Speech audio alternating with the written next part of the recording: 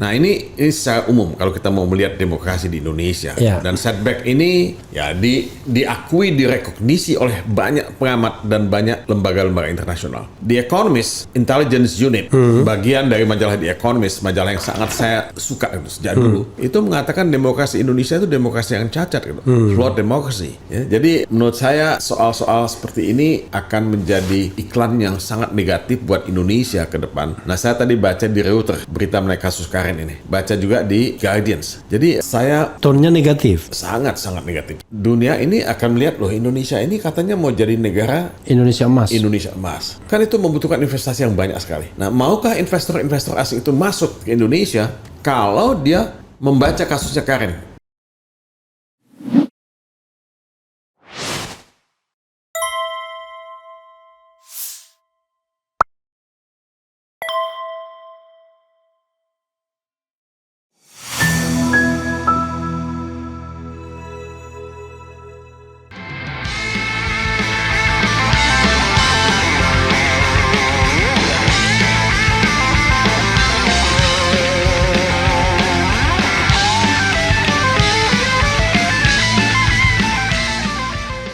Assalamualaikum warahmatullahi wabarakatuh. Waalaikumsalam. Sobat RH sekalian, jumpa lagi kita di channel yang keren ini, Keren Jadas.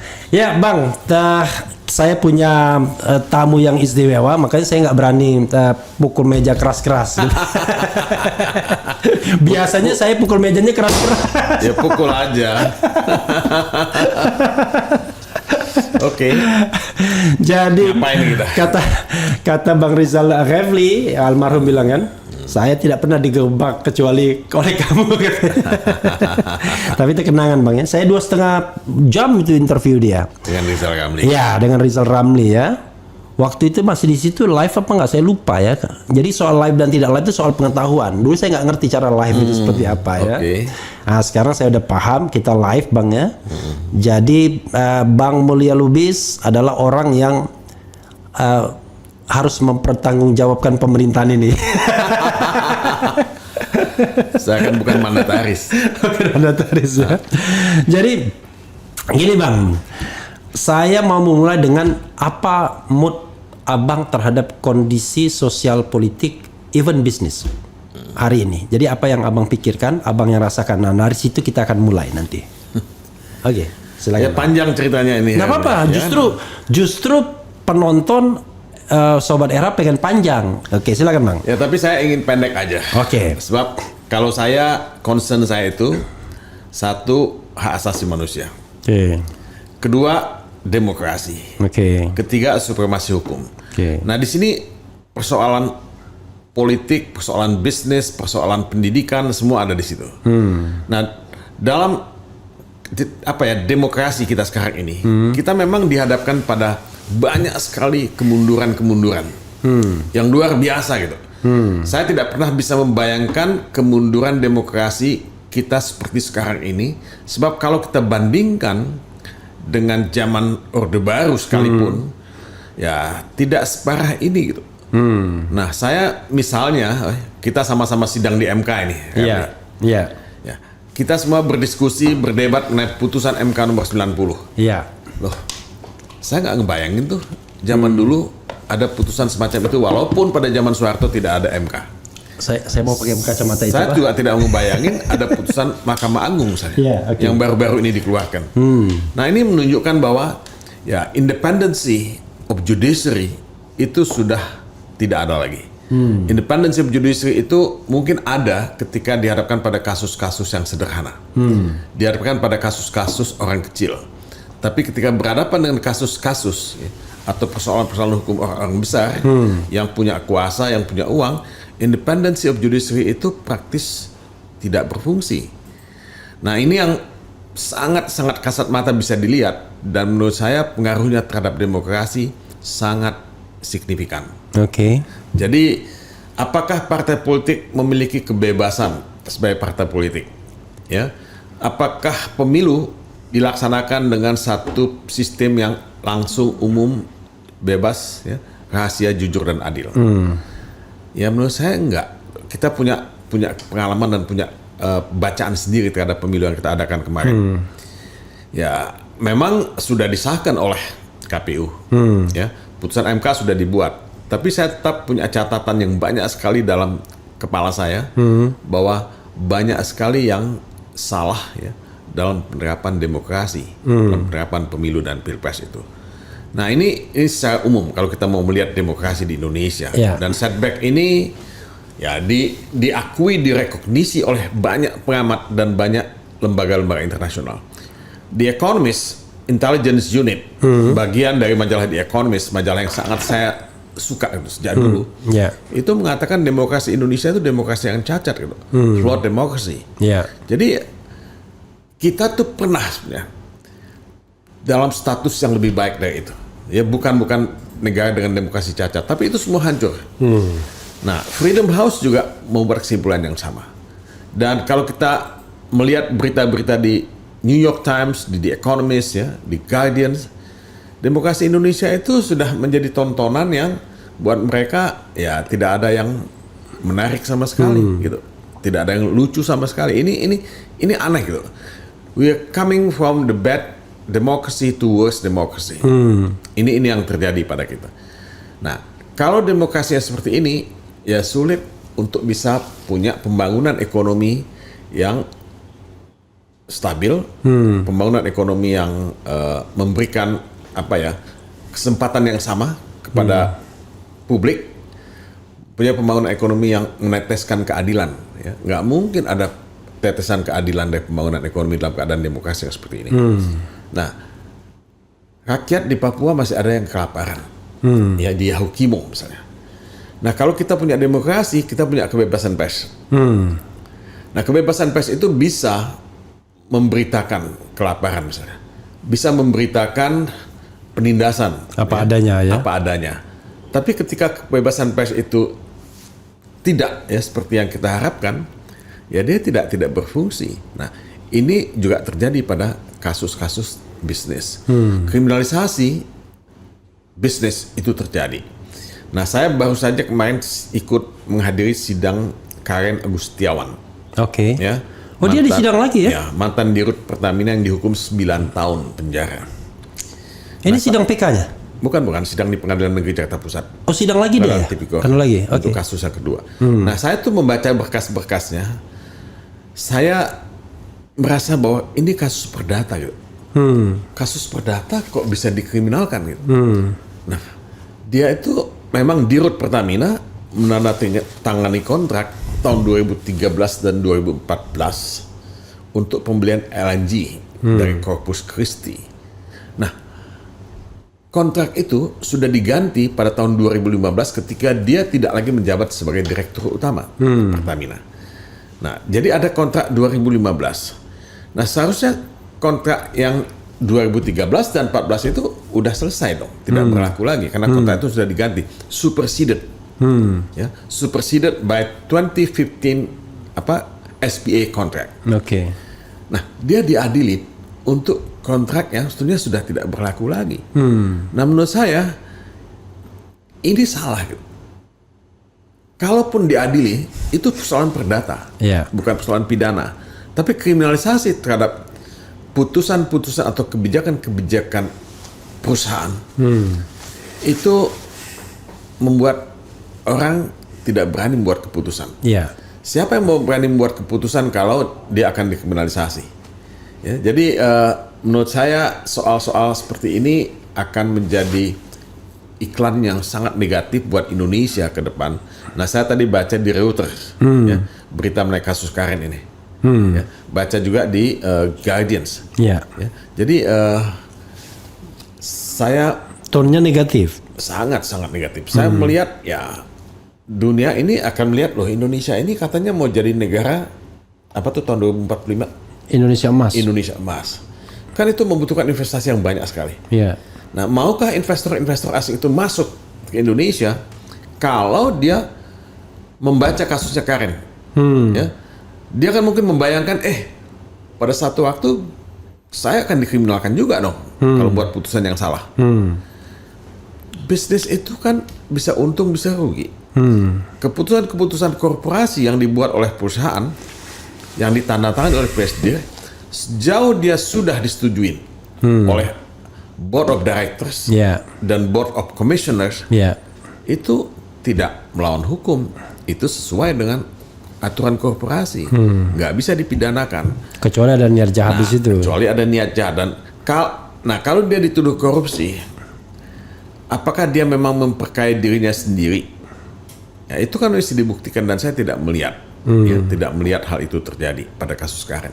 Nah ini dalam dunia bisnis menjadi perdebatan yang sangat intens dilakukan. Nah teman-teman yang bergerak di law firm yang mengerjakan hal-hal yang sifatnya korporasi itu membuat semacam kelompok WA group yang namanya business judgment rule. Nah karena itu semua business judgment yang dibuat itu. Nah kenapa business judgment itu dipidanakan? Di undang-undang BUMN ada juga itu business judgment rules itu. Jadi ada sekarang rencana untuk membuat judicial review terhadap pasal 2 dan pasal 3 Undang-Undang Pemberantasan Tindak Pidana Korupsi. Jadi itu jangan disalahgunakan. Ya, kalau yang business judgment, ya itu business judgment, bukan crime gitu. Kecuali bisa dibuktikan bahwa dia terima uang. Kalau dia memperkaya dirinya sendiri, tapi jadi business judgment-nya nggak boleh dikriminalkan, tapi ini ya tetap bisa penyimpangannya kan dari business judgment. Tapi kan itu ada standar pembuktian. Burden of proof-nya harus ada dong. Nggak bisa kan orang diasumsikan bersalah. Memperkaya diri sendiri. Oke Bang, kalau jadi kelihatannya abang concernnya ke ujungnya, padahal saya pengen ke depannya. Jadi abang yang ke depan udah banyak ngomongin. Tapi abang sebagai pelaku kan, salah seorang pelaku, saya membayangkan kan tahun 98 itu ya kan tidak ada yang namanya Jokowi kan, adanya Mulia Lubis, adanya Adnan Buyung Nasution, even ada juga Ruhut Sitompul di situ ada berdiri ya. Setelah sekarang 26 tahun ya, bahkan seorang Jimli As-Sidiki pun yang sopan biasanya kan bilang bahwa demokrasi kita regresif ketika pidato di Melbourne. Abang masih profesor di sana? Ya sebetulnya sih saya nggak tahu apa saya masih profesor atau tidak. Ya nggak penting-penting amat lah. Nggak, maksudnya masih menjadi dosen tamu atau gimana di Melbourne University? Saya nggak tahu. Saya tuh nggak menggunakan titel profesor saya loh. Tapi masih aktif di Melbourne? Ya kadang-kadang diundang. Nanti bulan November saya akan ceramah di sana. Ya, tapi bukan nggak ngajar. Saya tuh begini loh. Waktu saya jadi dubes. Refli ya. Saya tepatnya dubes Norwegia ya. Datang tuh udah disiapin kartu nama. Kartu nama Profesor Dr. Todung Mulia Lubis SHLLM. Ya kan? Ambassadors ini kan sekarang. Saya suruh ganti tuh kartu nama. Saya bilang nggak usah pakai titel segala lah, nama aja cukup. Saya juga lebih senang begitu. Lebih pernah saya pakai titel saya. Lebih egaliter. Jadi kadang-kadang atribut itu memenjarakan seseorang. Kedua saya nggak habis pikir tuh ada lawyer pakai menggugat sesuatu ke pengadilan pakai gelar profesor. Kan gelar profesor itu kan panggung akademik kan. Banyak itu. Makanya kok aneh kok masa kemudian pakai profesor. Kalau dokter itu oke, itu memang pencapaian kan atau PhD, tapi profesor itu kan beda itu. Nah abang bisa membayangkan nggak ternyata setelah 26 tahun kita kayak treadmill gitu, aduh kok berlari atau berjalan di tempat gitu. Bahkan ada ancaman untuk otoritarian lagi kan, gitu. Jangan-jangan failed state malah jangan-jangan. Silakan Bang. Saya tahun 98, malah sebelum itu kalau Refli ingat ya, saya tuh kan bergabung dalam apa yang disebut Forum Demokrasi. Fordem ya. Fordem. Ketuanya Gus Dur. Nah, wakilnya ada saya, ada Marian Katopo, ada Alphonse Taryadi dari Kompas, ada Bondan Gunawan. Nah, kita inilah yang bergerilya dari satu kota. Yang disebutkan itu meninggal semua sudah ya? Ya udah meninggal. Bergerilya dari satu kota ke lain kota. Ketemu dengan pimpinan mahasiswa, dengan LSM, dengan segala macam pihak ya, pimpinan tahun agama. Berapa itu 94 ya? Loh itu tahun 94 atau 95 ya? Iya, kira-kira itu ya. Oh, enggak lebih cepat lagi. tahun 92 Rocky Gerung ikut juga kan? Rocky Gerung ikut ya kan. Oke. Nah jadi sejak 92 udah ada tuh. Nah jadi kita itu keliling kemana-mana untuk membangun ya kesadaran demokrasi dan menuntut perubahan. Ya. Tentunya sih menuntut supaya pemerintahan otoriter Orde Baru itu digantikan dengan pemerintahan yang lebih demokratis. Nah buahnya itu ya memang kita lihat pada tahun 98. Ya. Nah kita itu punya markas waktu itu di Jalan Wahid Hasim. Oke, Jakarta Pusat ya. Ya Jakarta Pusat. Jadi kita setiap hari ngumpul di sana tuh. Nah demonstrasi terjadi setiap hari. Ya kita ngumpul di sana dan teman-teman yang ikut dalam demonstrasi itu sebagian juga datang ya kan nggak banyak tentunya ya karena kan kita nggak bisa mengakomodasi banyak orang. Tapi disitulah kita mendiskusikan cikal bakal demokrasi di Indonesia. Ya, bagaimana revival of democracy itu ditegakkan. Nah, misalnya kita bicara mengenai pembatasan masa jabatan presiden. Oke. Misalnya. Ya. Walaupun itu bukan semata-mata for them, Refli. Itu juga gerakan dari UNFREL. Oke. Ya, University Network for Free and Fair Election. Ya. Jangan salah, mahasiswa UGM dulu juga bicara tentang pembatasan jabatan juga. Nah, itu kerjaan itu ya, kerjaan dari UNFREL juga ya. Kemudian kita bicara mengenai apa ya? Sistem 2 kamar. Oke, bicameral. Bicameral. Ya, kita ingin DPD itu berfungsi. Kenapa? Karena DPR itu kan ya kita tahu datang, duduk, dengar, duit dan sebagainya itu kan. Jadi nggak sama sekali mencerminkan aspirasi rakyat. Nah daerah itu ditinggalkan. Makanya kita usulkan ada DPD. Kemudian ada MK. Nah yang paling luar biasa adalah keberhasilan reformasi itu memuat satu bab hak asasi manusia. Yang kalau kita lihat pasal-pasalnya itu sama dengan pasal-pasal yang ada pada Universal Declaration of Human Rights yang dilahirkan oleh PBB tahun 1948. Jadi kita berhasil tuh. Waktu zaman Orde Baru, saya kan dituduh anasionalis, dituduh anti Pancasila oleh Jenderal Benny Murdani. Saya dicekal 3 kali dalam hidup saya. Ya, pernah paspor saya ditahan 2 tahun, pernah 6 bulan ya, dan kemudian juga ya pernah ya nggak terlalu lama ya, seminggu 2 minggu saya nggak bisa ngapa-ngapain ya karena paspor saya diambil. Tapi itu semua karena mereka tidak suka saya mengkritik pemerintahan Orde Baru pada waktu itu.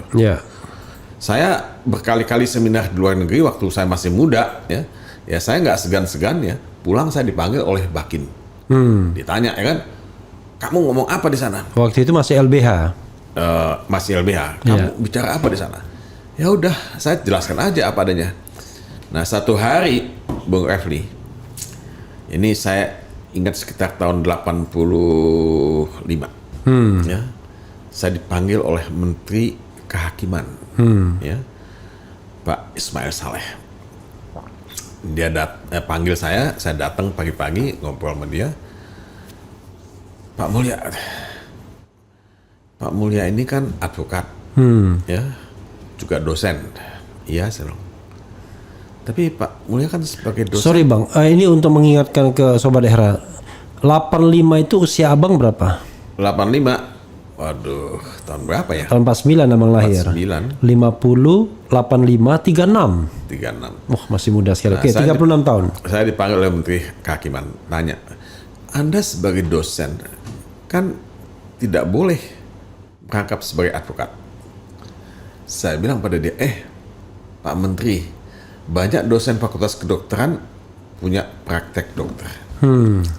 Banyak teman-teman advokat ya itu juga datang dari kalangan akademisi. Saya sebut nama almarhum Muhtar Kusumatmaja yang buka kantor MKK. Saya sebut juga nama almarhum Marjono Reksudiputro waktu itu. Nah, saya bilang apa bedanya? Saya kerja di LBH dan saya jadi dosen dan saya punya udah dapat izin dari dekan waktu itu Ibu Hanifah almarhumah. Ya, saya bilang Bu, saya jadi direktur. Abang dosen di UI? Tidak tetap. Waktu itu tetap dong. Oh, itu tetap. Oke. Jadi saya bilang pada dekan Ibu Hanifah, saya kerja di LBH, tapi saya tetap menjalankan kewajiban saya mengajar di EVA. Jadi saya nggak tinggalkan itu karena saya senang mengajar. Dia izinkan karena dianggap sebagai bakti sosial, pengabdian sosial, Tridharma perguruan tinggi. Nah, tapi oleh Ismail Saleh itu dianggap nggak berlaku. Ya. Pokoknya jadi dosen nggak boleh mengkritik pemerintah. Itu yang terjadi. Nah, saya tanya, ya kan, kalau saya ditindak seperti ini, saya minta yang lain juga ditindak dong. Jangan hanya saya aja. Nah, dia nggak bisa jawab. Tapi kan, ya mereka itu tidak mengkritik pemerintah. Ya, mereka praktek sebagai advokat, mereka praktek sebagai dokter, tapi kan tidak mengkritik pemerintah. Nah, itu membuat saya dicekal, akhirnya diberhentikan dari UI. Ya, saya waktu itu tanya pada Fuad Hasan, Menteri Pendidikan. Nggak tahu kalau Kevin masih ingat kan namanya Fuad Hasan ya? Ingat dong, orang kebiasaannya pun saya ingat biola. Fuad Hasan kan? Nah, saya tanya pada, karena saya kenal baik sama dia. Saya nggak bisa jawab katanya. Loh, saya kan anak buah Anda, kan Anda Menteri Pendidikan. Ya, dia cuma bilang saya nggak bisa jawab. Nah, saya mau bilang apa? Nah, akhirnya saya berhenti, saya dicekal, nggak boleh keluar negeri, saya tidak boleh menulis di media. Berapa rentang dari tahun berapa sampai tahun berapa itu? 85 sampai? Itu 85 sampai 87,5 lah. Ya. Kemudian tidak boleh kasih ceramah di kampus-kampus. Status waktu itu di LBH masih sebagai LBH, tapi kan UI kan saya diberhentikan ya, kan diberhentikan. Ya udah, saya lontang-lantung lah, nggak bisa ngapa-ngapain. Dan LBH mendapat kesulitan. Kenapa? Karena funding LBH, dana LBH itu kan kebanyakan dari luar negeri. Dicekal juga. Ya kan kita harus dapat persetujuan kan. Ada yang dengan Seknek, ada yang dengan departemen ini, departemen itu, dan namanya funding agency itu nggak berani kasih dana. Jadi LBH juga mengalami krisis pada waktu itu. Nah, saya dinasihati oleh teman-teman, udahlah kamu nggak usah di LBH lagi. Nah, akhirnya Bung Refli ya, Duta Besar Amerika waktu itu, namanya Paul Wolfowitz. Mengetop sekali itu. Dia bicara dengan Soeharto. Dengan Soeharto minta izin supaya saya dibolehkan sekolah ke luar negeri. Saya udah sekolah kan, udah dapat master tahun 79 dari Berkeley. Ya, saya 2 tahun di sana. Nah, tahun 87 itu saya berangkat lagi karena bantuan dari Dubes Amerika ini. Dia datang ke Soeharto bilang, ya udahlah biarin aja si Mulia Lubis itu sekolah ke luar negeri daripada ngacau di sini. Daripada ngacau ya kan. Saya nggak apply. Nah, dia datang ke LBH Paul Wolfowitz. Saya udah dapat izin dari Presiden. Anda bisa berangkat ke luar negeri. Kemana saya bilang? Ya ke Harvard. What? Saya diterima di Harvard. Saya nggak melamar. Nggak apa-apa, pokoknya kamu berangkat ke sana, kamu sekolah, ya. Nah, saya nggak punya uang.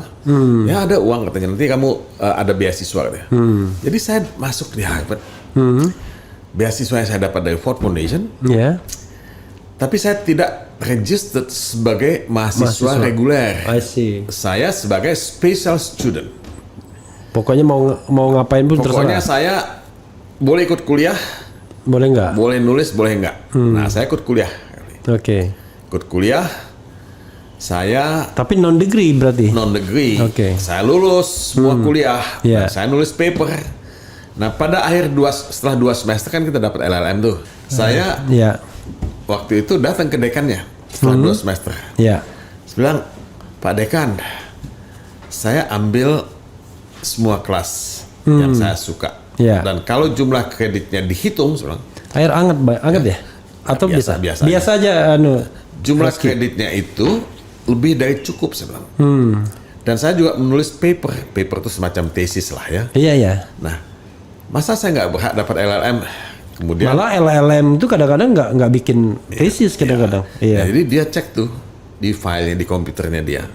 Oh iya, katanya kamu memenuhi syarat nih jadi LLM. Dapatlah saya LLM dari Harvard.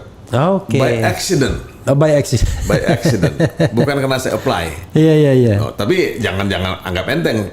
Iyalah, saya Harvard. Waktu tahun 78 saya diterima di Harvard dan di Berkeley. Tapi saya memilih Berkeley. Karena tempatnya. Dan ada beberapa hal-hal yang personal, ya kan. Nah, oleh Nono Makarim, dia mengatakan, You ini satu-satunya orang Indonesia yang menolak Harvard ya. Oke. Ya karena saya milih Berkeley waktu itu. Nono Makarim Harvard. Di Harvard. Ya. Oke. Jadi ya, tapi kan akhirnya saya dapat juga tuh dari Harvard. Walaupun saya tidak regular student waktu itu.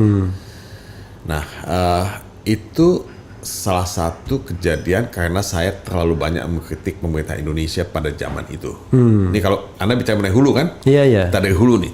Iya. Nah, saya pulang dari Harvard, ya saya udah langsung jadi ini lawyer swasta setelah itu. Saya kan mulai mundur. Nah, tahun 90. Pulang dari Harvard tahun 90. Saya Harvard itu selesai 88. Oke. Tapi kan saya langsung ke Berkeley.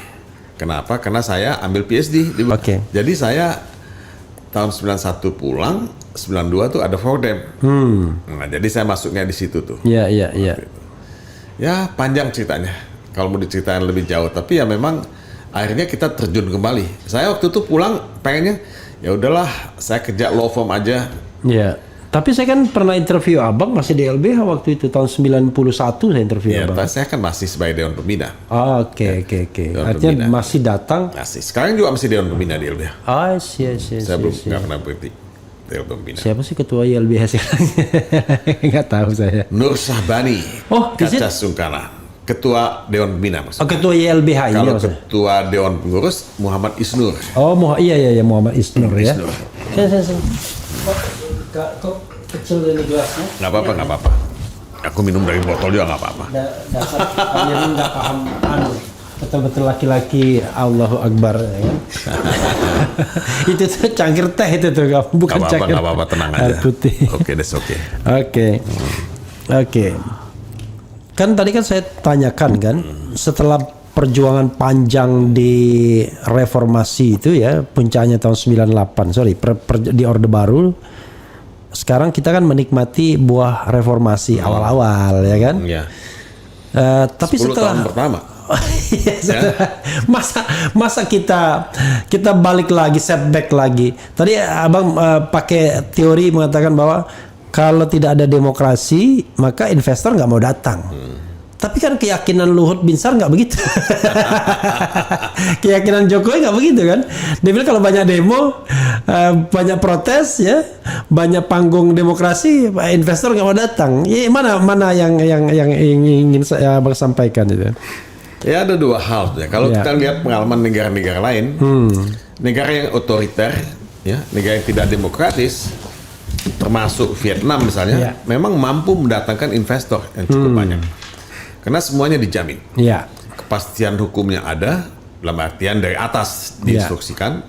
Kemudian fasilitas-fasilitas fiskal maupun non-fiskal disediakan. Buruhnya juga tidak protes. Ya, nggak ada masalah sama sekali buat investor, buat penanam modal. Kenapa? Karena banyak juga penanam modal perusahaan-perusahaan yang hanya memikirkan uang, profit. Tapi apakah itu sustainable atau enggak? Nah itu pertanyaannya.